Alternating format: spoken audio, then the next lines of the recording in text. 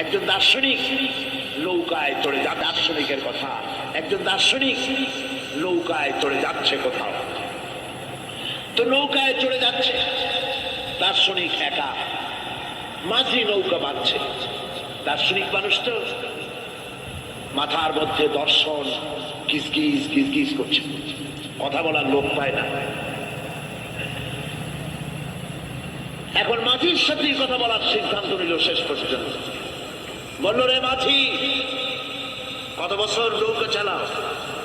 তা তো বহুত বছর, জীবনটাই কাটাই দিলাম।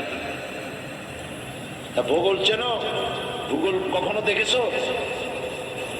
কই যে না, ভূগোল আমি দেখবো কোথাতে, আমি ওরকম গরিব মানুষ, এগুলি ধনীদের কাম, তারা হয়তো খায় টায়, আমি ভূগোল দেখিও নাই খাইও নাই। বলে, আশ্চর্য কথা, ভূগোল মানুষে খায় নাকি? জীবনটা তো সারে নেই, নষ্ট করে ফেলাইছে। মাঝি দাঁতগুলো বাইর করে দিয়ে বলতেছে, স্যার হইতেও পারে। কিছুক্ষণ পর দার্শনিক বলছে, এই বেটা, দর্শন বোঝো?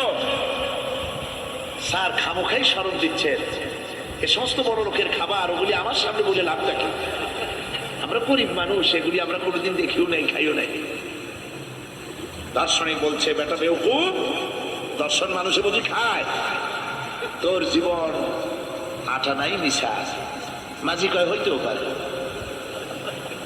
এবার দার্শনিক বলছে, এই বেটা, কিছুই তো জানো না, খালি তাপ পাই করবে, ইতিহাস চেনো? মাঝি বলছেন, স্যার, এইবার একটা কথা বলছেন যেটার সাথে কিছুটা মিল আছে, আমি খাইছি। সেটা হচ্ছে, বাপ গরিব ছিলেন, কিন্তু মাঝে মধ্যে শীতের মৌসুমে পাতিহাঁস জবাই করে আমরা খাইতাম, আর বিবাহের সময় শ্বশুর বাড়ির আচার জবাই করে খাওয়াইছিল। কিন্তু ইতিহাস তো খাই নাই, ওইটা কোথায় পাওয়া যায়?